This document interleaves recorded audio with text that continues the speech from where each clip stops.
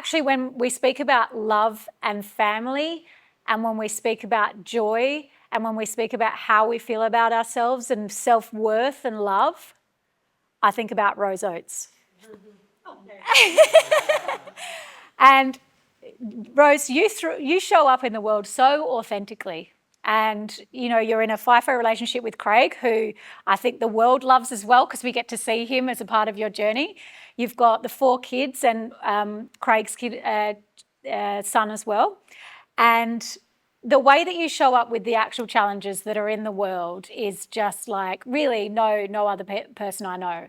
And I'd love for you to touch on, when it comes to self-worth, what Kim was speaking about before, what we've all kind of touched on, the importance of self-worth and why are you so authentic? Like, what makes you want to make that help with other people? Because I know that you don't have to, and you've just got this fire in your belly to help others. Show us who Rose is a little. Honestly, that used to make me feel incredibly awkward. It kind of still did. But what I was taught by my beautiful grandmother was to just say thank you.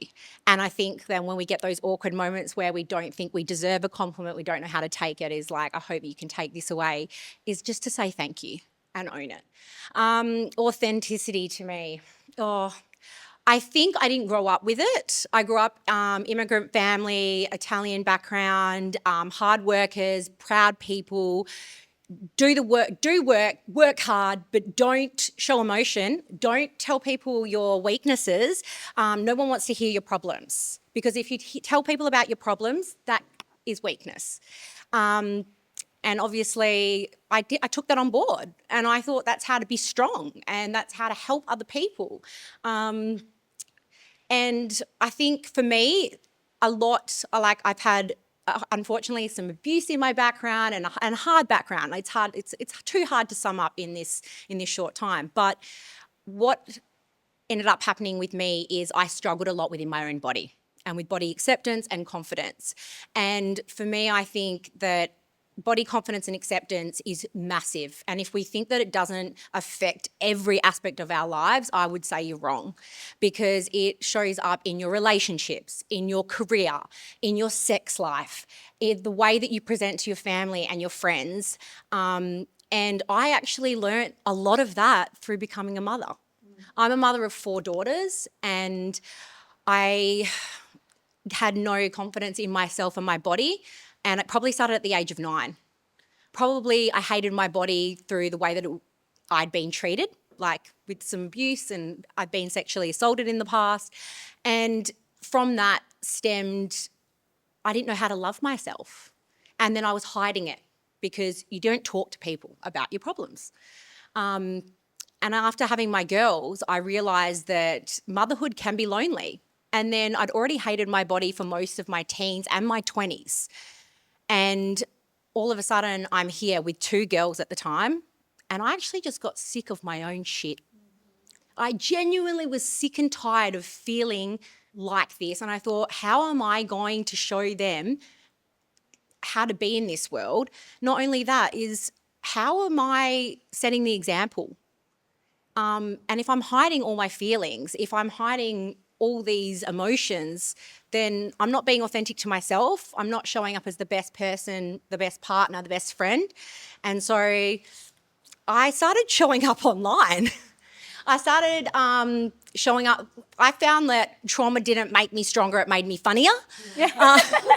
And I find that all of you guys must be incredibly hilarious, because you know, that's also, I find that quite healing. I find humour quite healing, and I like to talk about very hard topics, but in a fun, humorous way. Like you would with your girlfriends or your guy mates, you can have a laugh about it. So I started showing up online almost through exposure therapy, showing up in my underwear and just talk. The more I exposed, not myself literally, but the more I showed up, the more people, especially women, started coming to me and going, I just wanted to see a body that looked like mine. I just wanted to know that I wasn't alone. I just didn't realise what a body looked like after having children. My wiggles and my jiggles and my lumps and my scars. I'm not a filter. I don't want to see myself through a filter. I don't want my kids to think that's normal. And we are surrounded by social media. We're the first generation of parents that are parenting kids with social media. And that is fucking hard because we didn't grow up with it. So they're growing up with filters, with airbrushed images, with AI, and that's intense. So I felt like if we can just be ourselves, whether that's dorky or geeky or whatever that is, it's the best way forward to teach our kids and even to heal ourselves. Yeah. Oh. And, you know, as you touch on that, Rose, I remember that we met the first time walking in our underwear through what was it? Through a supermarket, a shopping centre.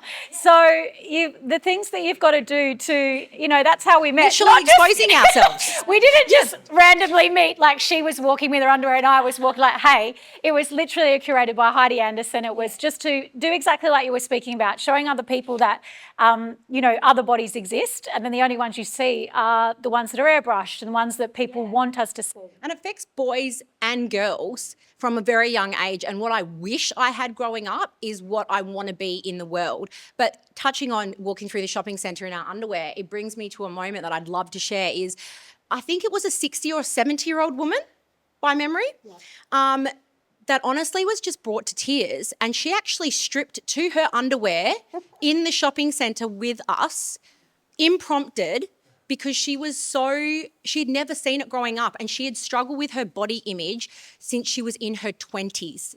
Now I'd say she was in her late 60s, and I think I just cried.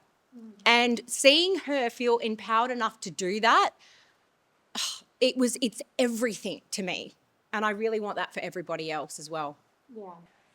That was a really powerful moment. And it's funny when we speak about all of those things that kind of connect us and what have brought us together. I don't think I ever anticipated I'd meet somebody who'd stayed in my life so long for that reason. I appreciate you sharing so much, Rose, and being here today to share your journey. You know, Rose touched on so many things about what we were speaking about, and she touched on what the impacts can have on kids when they're seeing things that, you know, aren't necessarily a reflection of who you are, but how the world kind of perceives that we want to be seen as human beings.